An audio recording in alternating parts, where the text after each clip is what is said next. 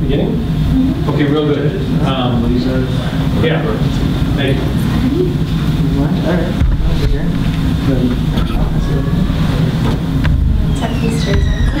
Okay, I know I met a couple of y'all last night. My name is Kevin Harrington. I'm the Director of New Product Development at Hollister. I do not work for the clothing company. Unfortunately for my children, I'm not that cool. I work for a medical device company about 40 miles north of Chicago. So, I'm glad to be here. Allison Howie. I work for Energy Corporation. I'm in-house counsel. I've been there almost 20 years. And I've been in the legal department, but recently now moved to the Ethics and Compliance Department. And I'm managing counsel of information governance. Okay. Hi, I'm Nick Johnson. I'm with Credentials Global Business Ethics and Integrity, and I am a director in the office responsible for developing and delivering ethics training. Okay.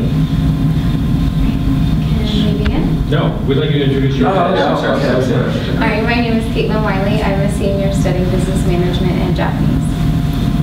I am Alex Maller. I am at UF and a accounting student that enjoys ethics. Good. And I'm Connor Lofter. I'm a third-year finance major at the University of Florida. Excellent. Okay, let me read to you something just so we're all on the same page together. These ladies heard me go through this morning, but it just helps so we're all sort of together on what to expect from each other. Okay, so we're in the full presentation portion of the competition. In this part of the competition, you are taking on a fictional business identity, and we look for you to assign to us, your judges, a fictional business identity to us as well, okay? Please make sure everyone knows who you are and who they are before you begin. So establishing roles, both sides, this is good.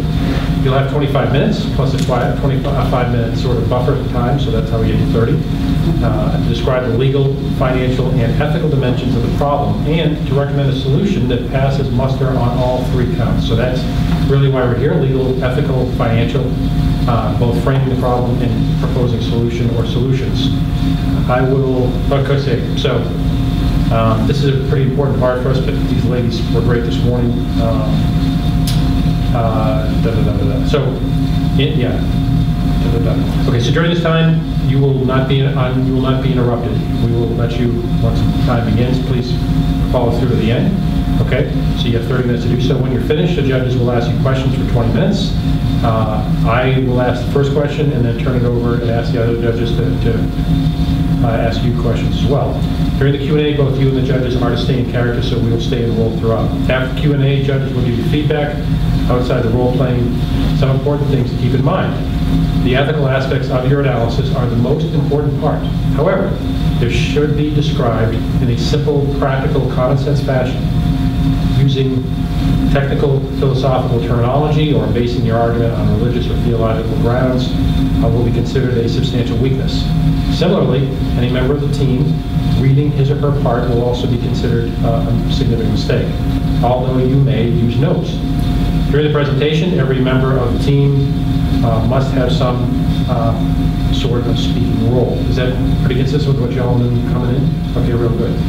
Anyway, that's what we have, okay? If you're ready to begin, we are as well. So we...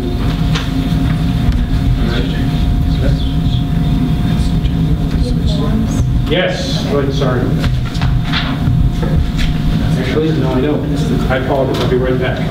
Thank you for bringing it up. How fancy. Should we make sure this thing works before we... Yeah, you want to test Yeah, you can test it.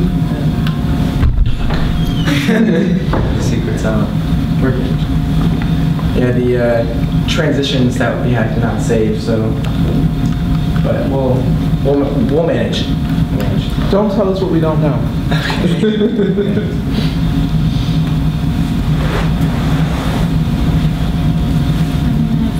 Mess with this because it's giving us a different time. It's already started.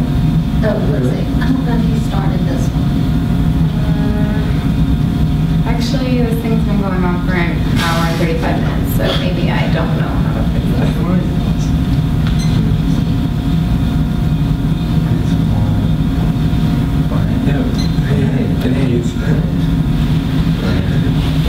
I'm not going to deal with this. Okay, we haven't started yet. So Yeah, I think you have to reset that. yeah, I'll reset it. Okay. Yeah. Excellent.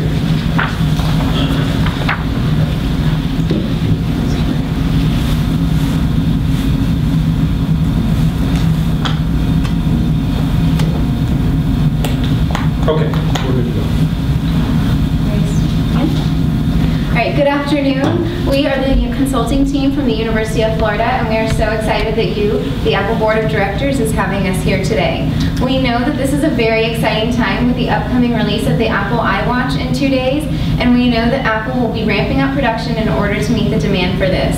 And this is why we are here, to discuss some of the production issues that Apple faced with the production of the iPhone 5. We know that Apple at least indirectly contributed to some of these production issues, and so we are here to discuss the ethical, legal, and financial ramifications of what exactly happened. And my name is Katie. These are my teammates Connor and Alex. And Alex is going to begin by telling you exactly what happened during this production. Thank you. Now, before we get started, I would like to remind you all that Apple is not a manufacturing firm. Apple designs. To manufacture, they typically contract companies overseas. Now, because of the increasing demand for the iPhone 5, Apple had a legitimate need for fast production. And this is where the story of IBECC begins, a story of injustice. IBECC is 27 years old, living in Kathmandu, Nepal.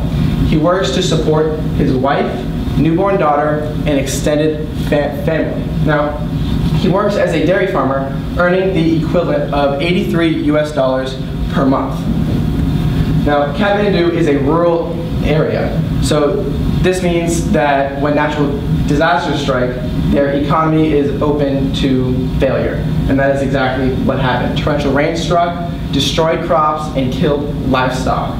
Many farmers were out of work and had to migrate to foreign jobs. And that is what IBECC did. IBECC found a job working at Flextronics. Now, Flextronics is a manufacturing firm that works with Apple. And to get there, he started by paying $250 to a recruiter. That recruiter referred him to a broker. The broker initially wanted $500. IBECC could not afford that and negotiated down to $350. IBECC still did not have that cash at hand, so he had to go to a local lender where he paid $350 plus interest. So after paying the broker connected IBECC to an agent. He met the agent at an airport, and the agent had his passports and his documents that he needed to travel. The agent, however, was not going to do this for free. The agent wanted $400. Now, IBECC already paid cash, already borrowed. He did the only thing he could do. He signed a $400 promissory note with incredibly high rates of interest. The interest rates between the agent and the lender equated out to about 40% of annual interest. So the agent connected him with a flight, and he met the Flextronics representative at Kuala Lumpur, Malaysia. Now, at the airport, the representative took his passport and sent him on a bus to the factory. This is his flight path, starting in Nepal, ending in Malaysia. Now, it's important to recognize that he is in a foreign country, in debt, without his passport, without his wife and kid, and all alone. He is at the mercy of Flextronics. Now, so his job was testing iPhone 5 cameras for alignment, focus, and quality. He made $178 per month. Now that's about $100 more than he made as a farmer. With that kind of money, he can provide for his family. He was excited about that. He worked 12-hour shifts and tested 4 iPhones per minute. That equates out to about 3/10 of a penny per iPhone that he made. However, he doesn't really look at that number. He looks more at the $178 per month that he can provide for his family. That is great for him. Things are looking up for IBECC. Hold the phone. On January 10th, IBECC's contract was terminated due to a rough economy and on the grounds of redundancy. Now, in hindsight, we know that this was not true. We know that the factory was shut down because Flextronics' manufacturing process made defective iPhones. Apple said that 7 out of 10 of their iPhones were defective. So for a timeline, he started on October 15th. On December 19th, production was shut down, now we know, due to these defects, and he was sent to a small apartment with his colleagues where he waited for 20 days without word. On January 10th, he was officially laid off. However, he was paid for the time that he was unsure if he had a job. Now, when you work that out again, he got paid less than a tenth of a penny more per iPhone. So it really didn't work out to be that much. On February 21st, he got his passports and documents back. He was not paid for the time in between there, but instead was surviving in horrible conditions in his apartment. He could not leave the apartment because his work visa expired back in November. And because he couldn't leave, he couldn't get food. He was hungry. Eventually, though, Flextronics came and supplied the workers with some food. However, it was not enough, and it was spoiled. But eventually, he got through that, went back home to his family in Nepal, and found a job as a shoe repairman, earning $90 per month. So this here is a graph. This green exponential graph here is a graph of his debt outstanding. This red line here would represent his payments toward his debt if he kept his job at Flextronics. After 7 months, he would have paid off his debt that he incurred to get that job. However, we know he was laid off, and this blue line here represents what he could pay as a shoe repairman. The growth rate of his debt outstanding is greater than the growth rate of the payments he is able to make. He will never be able to pay off his debt. That is indentured servitude. The cycle starts where he needs money. So what does he do? He pays for a foreign job, but then gets laid off and is put in even more debt. Now he needs money to, one, find a new job, two, pay for the old job that he doesn't even have anymore, and three, to still provide for his family. Now that I've talked to you about the financial aspect of this case, I will turn it over to my partner, Connor, who will talk to you about the legality of it. Connor? Thank you, Alex, for talking about the IBECC's financial plight in Malaysia. Now, given the current situation in Malaysia, let's consider the role that Apple explicitly has in allowing these moral conditions to happen in Malaysia. At least 20% of the Malaysian workforce are migrants. There is an equal number of documented workers as is undocumented workers, which is staggering. 50% of the construction workforce in the country are migrant workers, which shows that they work lower income jobs to stabilize the economy. The Malaysia Unemployment Act of 1955 is a lot of the things that you would see in an Employment Act in America. 9-hour workdays, overtime, paid leave, and paid injuries if they happen at the workplace. But this does not apply to migrant workers. Specifically, in 2012, there was a first-time minimum salary of $297 a month for all workers that are born and raised in Malaysia. Sadly, for migrant workers, there is no minimum wage. There is no hour limit. Migrant workers are vilified in Malaysia. First-time Bangladesh migrants accumulate an average debt of $7,256, which, just as as Alex showed, is why IBECC starts in debt. The fluctuating costs for entry are $360 to $519 because of airplane tickets, passports, and other things that IBECC has to pay out of pocket just to get into the country. Brokers can legally ask for 3 months of wages, but as we see, is this always what happens? That is illegal. There is also broker misrepresentation of the contract, which is commonly referred to as contract substitution, where IBECC will sign a contract, but the contract that Flextronics will send to the ministry in Malaysia is something completely different, and IBECC doesn't know any better. These hurt the migrant workers. There is also, the employers hold the right to renew the work permit. As Alex said, IBECC, when he lost his work permit, could not leave. That is because he will be sent to a detention camp. There is detention without trial. This was initially used to squelch political opponents in the country with the Malaysian Immigration Act of 1959. but it fails to differentiate between refugees, asylum seekers, trafficking victims, and undocumented migrants. It is now used to take migrant workers and put them in these detention camps to work for the state. There are 3 categories of this imprisonment: internment, criminal imprisonment, and administrative detention prior to deportation. This here is a picture of one of the detention camps, as you can see, has inhumane conditions. The employers hold all the leverage because if they don't renew the work permit, the migrant worker is officially illegal, and if it's caught on the streets, can be sent to one of these camps. This is considered bonded labor, and many times the wages are not paid because of all the leverage that the employers hold in these countries. Now, Apple says that they're committed to the highest standards of social and environmental responsibility and ethical conduct. But as Alex and I have showed, is that really true? If you can look at the Apple supplier reports of 2010 and 2013, these are the practices in compliance. The overall compliance was 77% in 2012, which still leaves 23% of companies not complying with Apple. For such a huge corporation, they should expect better than this.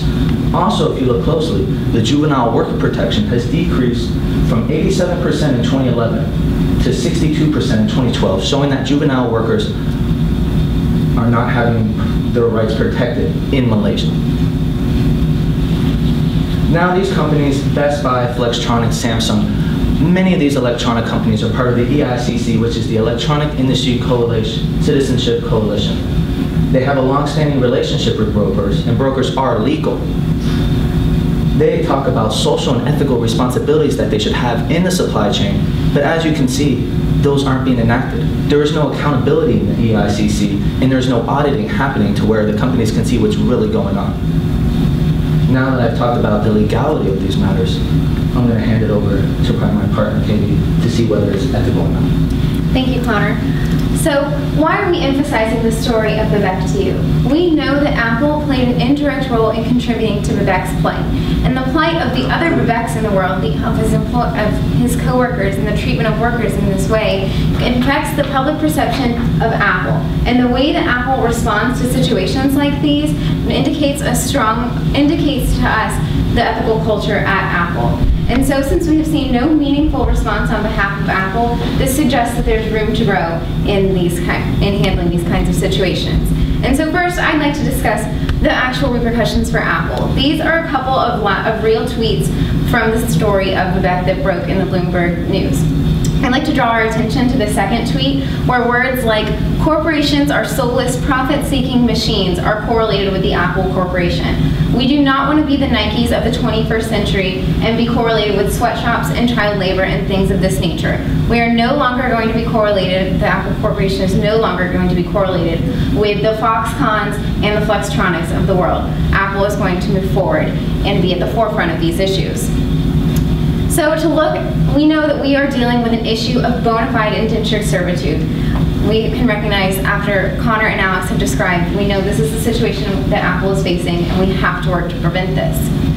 So let's just look at how Apple treated people, the respect for people in this situation. We know that IBECC was asked to hand over his passport, and the passport is more important than just a piece of paper. It is what the passport represents. The passport is your legal right to move in between countries and your freedom to be somewhere. And so by IBECC having to hand over this passport in this employment practice, he has a lack of autonomy to move around in this country.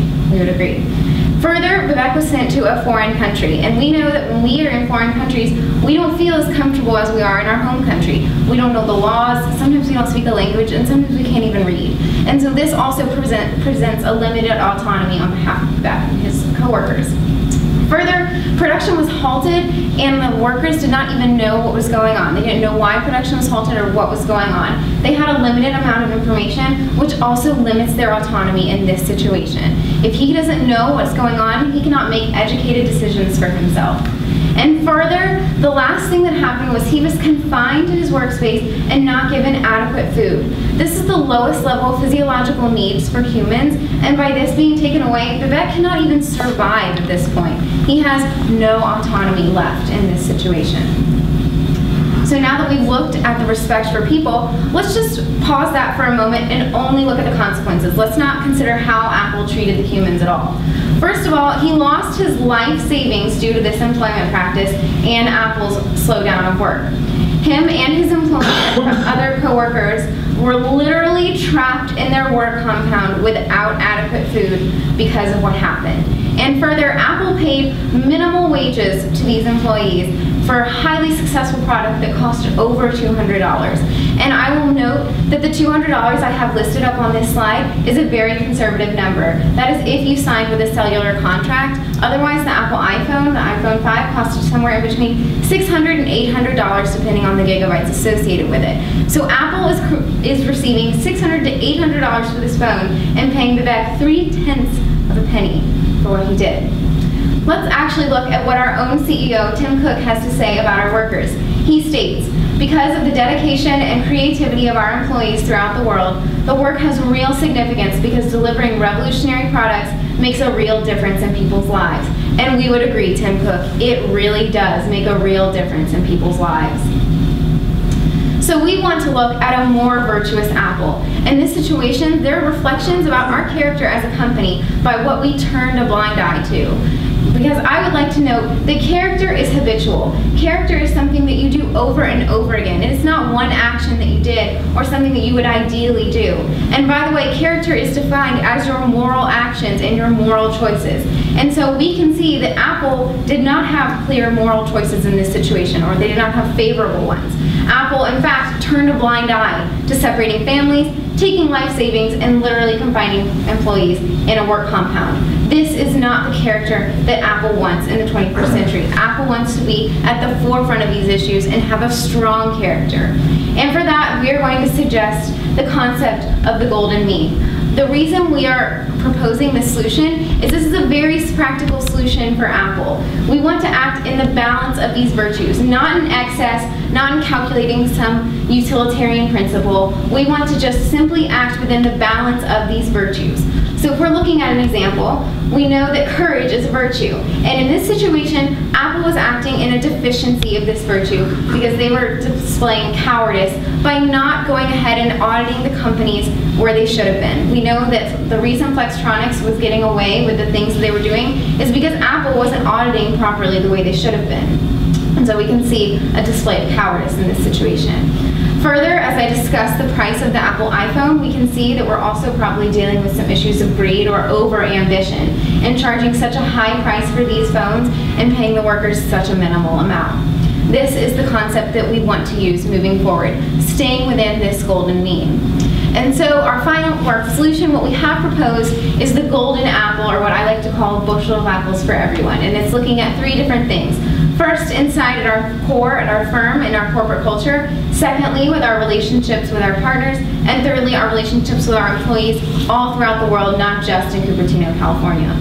So looking at the core, we need to change our corporate culture. Our motivations need to be changed in order to care for these people around the world. And this employs using the golden mean, or that virtue theory that I was speaking of before. And one of the core issues of this is proactive auditing. Our employees have to care, it has to be at the forefront of their minds, and want to proactively audit these business partners in order to prevent these things from happening. Speaking of our partners, we are going to have a more involved, Apple Corporation is going to have a more involved relationship with the partners around the world. Our code of ethics is going to be communicated seriously. We are no longer going to be like the other members of the IBECC and state that we have ethical norms and just let them fall by the wayside. Now we are going to have a set system of consequences. So if our business partners violate these norms, then there will be consequences, and if they violate them over and over again, then the Apple Corporation will eliminate their partnership with that company. Apple is a large corporation, and they can really throw their weight around in situations like these. They can get the contracts that they demand from the business partners. Thirdly, moving on to Apple's valuable relationship with their employees, we recommend increasing the price of new Apple products by $1. And we've broken up this dollar into 4 different pieces to kind of mitigate our risk. The first piece, the 10% of the dollar, or 1 dime, is going to go to labor wages to people in different areas of the world. The next piece, 30%, is going to go to an undesignated labor fund. This is kind of going to act like a super fund for us, like the EPA has, so that when things like this happen, we already have money set aside to be able to fix situations like these. And thirdly, 20% of the dollar is going to go to risk management. This is going to go to establishing relationships with non-governmental organizations throughout the world and creating partnerships with them so that Apple can really be at the forefront of these issues and really taking care of people throughout the world. And fourth, the largest part of the dollar, 40%, is going to come back to profit for Apple. We realize this is kind of an audacious solution on behalf of an ethics consulting firm, but this, we believe, is going to be very beneficial for the Apple Corporation. And really, this dollar is going to have a much larger effect on profit than just that 40%, because all of this is going to tell consumers that Apple cares, that Apple is not going to be like the other electronic manufacturers or designers in the world and just let these kind of atrocities happen to humans. And so with that, we conclude our presentation and we will take questions. Okay, thanks very much. And this is an important topic, of course. It's important for us at Apple. I had a couple of questions. You mentioned one possible recommendation was leaving, is it the IECC? EICC. EICC, thank you. And I was curious why we'd have to leave the EICC versus perhaps try to work within the EICC to accomplish some of the objectives that are meaningful and would ask you to consider on our behalf. Right. I did not recommend leaving the EICC. I stated that we were no longer going to be like the other members of the EICC who state that they have ethical codes of conduct and then don't abide by them. So we are going to differentiate ourselves from the other members and actually have, kind of some teeth to our ethical contracts. Very good. Okay. Our competitors similarly are trying to compete fiercely with us, just like we are with them. Costs, of course, is a critical part of how we're successful as a business, or possibly we are invite risk as a business. Do we know anything about how our competitors are possibly manufacturing their products? Is their structure similar or different? What advantages or disadvantages they may have?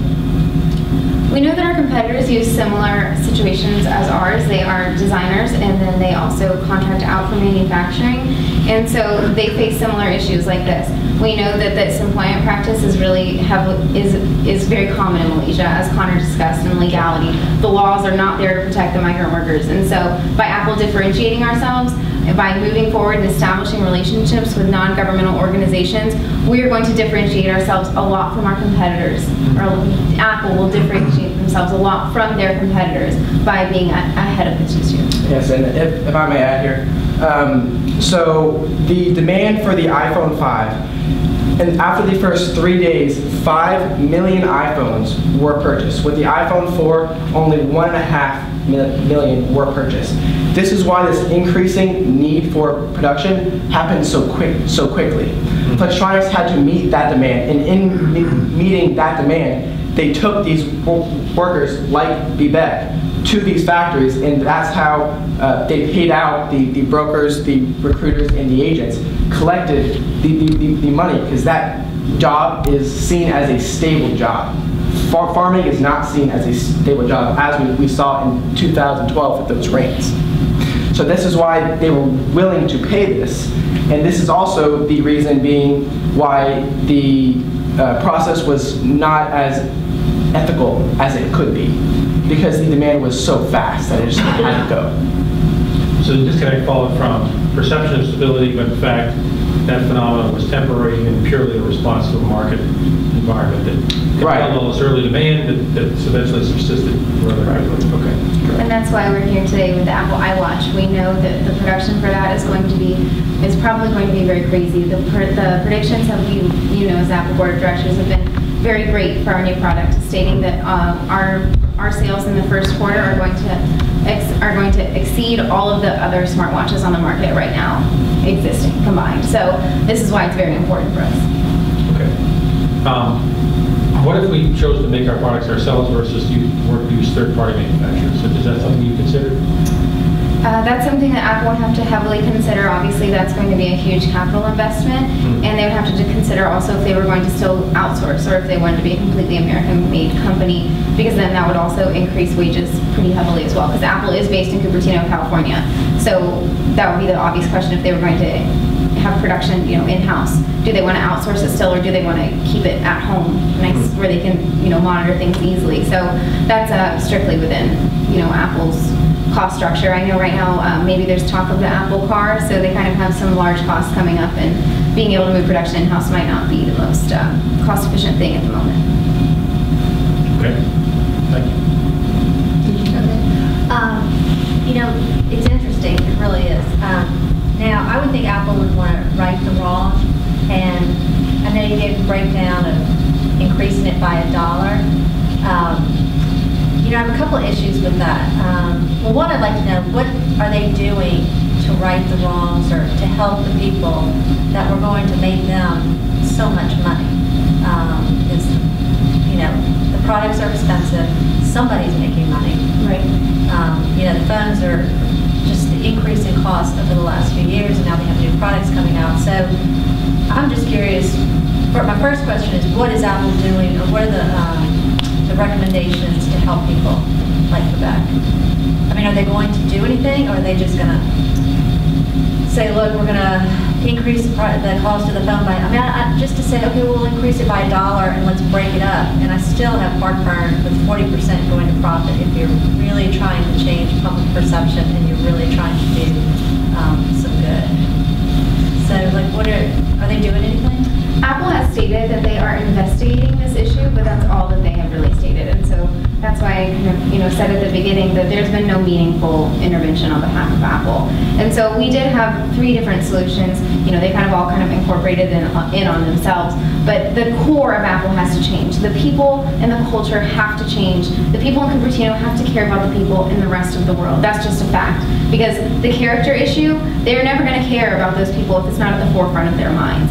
And so that is one of the big parts of our solution, is that this code of ethics, these virtue theories, have to be communicated to our employees here, as well as to the business partners in other areas of the world. As far as the 40% going to profit, we realize that Apple is a for-profit company, and right, so you can see it. We realize that Apple is a for-profit company, and that this situation is going to have cost. Implementing this is going to have cost, and so this kind of just builds in a way to pay for this and really be able to sustain this in the future. Well, rather than say profit, I think you should put administrative cost. Okay. I think that, you give a suggestion or something like that, I think that would, in terms of public perception, I think that's what people want to see. Not that the money's, another $1 for us, that's nothing. But, so that was just curious about where you came up with that breakdown of that percentage. Yeah, we couldn't, the labor wages that go to the people like IBECC, we couldn't do any more than 10%, because 10%, right now they're making 0.3 of a penny per iPhone. This is now going to get them 1 dime per iPhone. That is a lot more money for them. And increasing it by too much would make that job too desirable. So this money is being broken down. It's being given to Flextronics and is being broken down to all of the manufacturers of the iPhone. So all of the people in the factory that make this iPhone will get a share of this 10%. Okay. And one more question about what would the cost be if there were more plants or companies within the United States that make this product, or has it already been determined that the iPhone, it wouldn't even be affordable to anybody if they were manufactured in the United States? Is that what outsourcing is quite cheap for Apple, which is why they're doing this. Having production in-house in the United States owned by Apple, again, it would be a very large capital investment on Apple's part. While it would change the public perception of Apple, showing that we are producing our phones, our products in the United States, it would be overly expensive, which is why we're saying this would be the cheaper route to help the people overseas. I had a similar question. The dollar didn't add up for me in terms of, Apple's valuable employees and the fact that this person made 0.3 of a penny and they make $600 to $800 per phone. So Okay, yes, I see. Yeah, I was a little disappointed not to see more talk about how to get that money, some more money directly into the hands of the vets. Yeah, so let's remember, we're still in sort of our goals yet, so we're not doing feedback yet. Sorry. Okay. The dollar there is worth a lot more than the dollar here. $83 was the minimum, was what he made before. So that is what they are used to. Now making $600 would be an incredible jump from this 10 cents. So this 10 cents is being dispersed to all of the IBECCs. So they will not get exactly a dime each. It will even be a little bit less than a dime each, just because making that job too desirable would change the supply of the iPhone, and that would not be suitable for the demand. And I would also like to point out that I didn't clarify during our presentation, but this dollar is not just added on to the new iPhones. This is added on to every new Apple product. So from the whole range, Apple makes the desktop computers, the laptop computers, they make storage devices. So this is $1 coming from lots of different places. So while it looks very small on the screen, it's actually coming from many different places. And it's also worth value to point out the appreciating value of the dollar right now. The dollar is appreciating heavily against other currencies in the world. So this means that these small percentages are worth far more, and it keeps increasing every day that the dollar is appreciating. Can we go back to the legal implications for a second? Because I think what you did was distinguish a discrepancy, which is pretty important for part of your argument, and that is, although Malaysia has laws and has infrastructure by virtue of their legal structure to establish accountability and provide protection, migrant workers benefit from none of that whatsoever. Does that make sense? Does Apple have some influence to possibly change the legal arrangement that way, or is that something that you might recommend or suggest we consider in sort of our relationship with Malaysia as a manufacturing location? Yeah, so we don't have Apple employees that actively act as lobbyists right now. Okay. So what we recommended was that risk management portion of the dollar to establish relationship with non-governmental organizations, but they do have relationships with the governments. They do have lobbyists for these types of issues. And so Apple will have strategic alliances with these NGOs so that we can influence the Malaysian government. We can, from a third party point of view, influence these relationships and really strive to fix these employment issues. Okay. Very good. Is Malaysia the only place where Apple is manufacturing, or is this story common with other Southeast Asian or other parts of East Asia? Yeah, Apple manufactures in other parts of the world. If you don't remember back to the Foxconn scandal not too long ago, they also manufacture in China as well. So we know that all kind of underdeveloped, developing nations have their own, different employment practices that might not seem as ethical to us as they are there. So that we can, there's lots of room to grow here in order to help out these people. Okay. So this is really an ethical issue this is really from the top, not from the bottom. This is the top down. This isn't with employees. Right. This has got to start with the board, with the executives. And it's not really culture. I wouldn't describe it as culture. It's their business model. Right. They don't have what you're saying is they don't have an ethical business model. Right. Not right now. I'm not turning a blind eye to issues like these and not auditing the way it should be and things like this. You're right. Okay, I apologize, I can't recall. Did you discuss with us our mission statement, vision statements, and where you think they're pertinent parts of that argument, or what may be a recommendation to those? We did not discuss the mission and vision statements. Okay. Any other questions? Financial questions?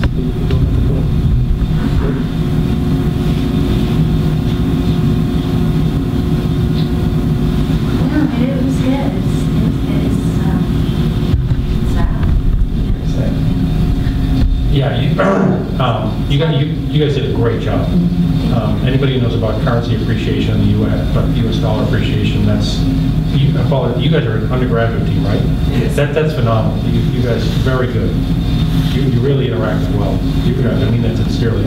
The transitions, like you guys did, Connor, when you passed it off to and from your partner, well done. That's not either somebody coached you really well, or you have phenomenal instincts, and you should be doing this for a living. So that was excellent. This issue is common across other industries. I know that you probably know Nike's got an enormous amount of bad press around similar type of related issues and phenomena. The thing that strikes a chord with me about Apple is I just got done with business school a couple of years ago, and most of the folks in class with me are much younger. And there are generational differences by virtue of my ignorance. We don't need to get into that right now. But Apple is seen just in such a golden eye by so many folks, particularly amongst generations younger that follow mine. And this just so flies in the face of their reputation, their image, their mission, and their vision. And I think of things like in coffee, we're rainforest. There's some statement I know Starbucks leverages it about buying from suppliers who don't hazard the rainforest. That there could be something similar here as well. It's compelling, certainly a compelling choice of an issue, and thanks for doing that, because part of your success starts with can I pick an issue that I can tackle and manage and address and so forth, as opposed to trying to boil the ocean, so to speak, which does happen. So, well done. I thought you did a very good job. I love PowerPoints, and I really like when you start with something that really gets someone at the gut level. I mean, this, you can't help but react emotionally. So you're going to draw the audience in. So I think y'all had a very good approach. And it's sad, but then at the same time, you do offer some solutions. So as I sit here, I'm thinking, my gosh, I just didn't write the man a check for, you want to help, you want to participate, but I certainly hope Apple gets on board. But I thought your PowerPoint, it was very good, because at the same time you were speaking, I'm listening, and everything you said was very good, but I liked the fact that the PowerPoint really supplemented. You weren't reading off of it. I mean, a couple of times, you're following it. But for the most part, it really was in addition to what you were saying. I thought the delivery from presentation standpoint, I thought you all spoke very well. You need to slow down. I mean this constructively and in the best sense. You certainly know the material. You all knew the material. And I appreciate that, because you don't learn this the night before or the week before. You've obviously all done your research, and it does show, believe me. And you look very professional. I appreciate that as well. You need to slow down a little and use your tone. So there's some times where I know there's some points that you really wanted to make. So slow down and hit the high marks and give us a chance to catch up with you. Because I'm hearing it, but just want you to slow down a little bit. But I mean that in the best sense. I thought y'all did a phenomenal job. And I'm very impressed that, like I said, you're at the undergraduate level. You're way ahead. You really are. Y'all are way ahead of your peers. So I agree. I think you did a great job. I think I'm a prime example of how good of a job you did, because I was totally drawn in. You're right. How you used your PowerPoint really pulled out a lot of emotion. You brought the human element of this situation by showing what is it, Babette? Is it Babette's picture, and talking about his family. The fact that he made 3/10 of a penny compared to $600 to $800 that Apple makes on the phone. So it really drew me in emotionally, and it put a human element to the situation. So my comment about being disappointed with the dollar wasn't from a presentation perspective. It was, oh my God, how do we get more money to this person? How do we get that money pushed down and filtered down? I agree. Your transitions were perfect, very poised, obviously very prepared to have this conversation, and you all complimented each other. It's a tough topic. It's a very emotional topic, and you did a really good job delivering it. Thank you. I'll tell you, I've been in this, participated in this about 7 or 8 times. You guys did just a super job. Yeah. Really. Alexander, you look like you're very comfortable in front of a crowd, like you made to be that way. You may be a profoundly introverted, private person outside of this room, but you did a really good job. Connor, excellent job in transitions. Caitlin, you knew your stuff really well. And all three of you, I can only imagine the dynamic that brought you together and compelled you to sort of bring out the best in each other. Well done. You're going to be going further, it is my guess, okay? But it's a guess at this point, but anyway. A couple things I might suggest. One of the things you mentioned in your discussion was about auditing, okay? That's a huge opportunity, and we tended to focus on that dollar bill at the end of the presentation, and for good reasons. And I know we gave you some feedback on the dollar bill part of it. Bring back your auditing story about how you're going to add teeth to that and make it sort of, you know, a parallel initiative alongside what you talked about and sort of illustrated with a dollar. Okay. Couple of other things, you guys. I'll tell you what, I just thought it was great. Yeah, the Apple graphic, that was 4.0. I tell you what, I want you to come work with me. That was. Whoever thought of that, I'm sorry I didn't mention that, because whoever thought of that. Graphic. Yeah, y'all think that's the career you could be in. Y'all get that on the mark. Yeah, one of you defined character, and you said moral choices, and then what was the other one? Was moral choices And moral action. Excellent. Thank you. I want to write that down too. I thought that was excellent. Yeah, I could see myself standing in front of my boss, plagiarizing that statement. Okay, so the other judges, I thought, you know, were real good with feedback. Hopefully that was helpful for you. You know, so you'll only get better as you keep doing this. Obviously, we think there's an opportunity for how you can add some more meat to that 40%. I found myself sitting there thinking about it right away. What would I do with that money, or so forth? But it's obviously an impressive issue that, you know, I knew about this with Nike 5, 10, 12, 15 years ago. I'm very surprised to learn about it with Apple, but why should I be? And that's part of a key part of your story as well. Just like one of the judges mentioned, you know, it's shocking to see what this fellow about that had to endure, and I'm sure his story is purely an example, but also it's remarkable that it's Apple. Otherwise, it's such a, you know, phenomenal image. So, thanks very And one more much. thing, little things that y'all did a very good job on. Nobody, like, I like the way you took a position but you did your presentation. So there wasn't a lot of movement when someone else was speaking. You know, you did nothing to distract from the speaker. And that's something that I probably should have stressed with some of the other groups. So when any one of you was speaking, you clearly, you know, our attention was directed to you. Nothing, y'all, the other two weren't doing anything that was distracting. And that really matters. When people fidget, move around. So whoever coached you did a very good job, and definitely you look very put together. Probably the most professional group I've seen today. Yep. And I'd like to add one more thing. I would say, get comfortable landing on the character conversation, because I think that's very powerful. And ethics is not just about the business practice piece. You know, is there any financial or legal implications? It's about the people piece too, and how people make decisions and the choices that they take during situations like this. So I would say get comfortable, you know, landing there, because that's a really good. I think that's an excellent point. The fellow who runs the program, Dr. White, you know, ethics is a word that often means different things to different people. And he's told me before, because I asked him one time, and he says it boils down to very simply one or two things. Do the right thing, okay? Do the right thing, and then right and wrong. And it really begins there. So, thanks again, we enjoyed it. Yeah, great Very job. good, excellent, excellent. What's the quote? I want to write it down. Moral choices and moral actions. Yeah. Which I thought that's how we define it here.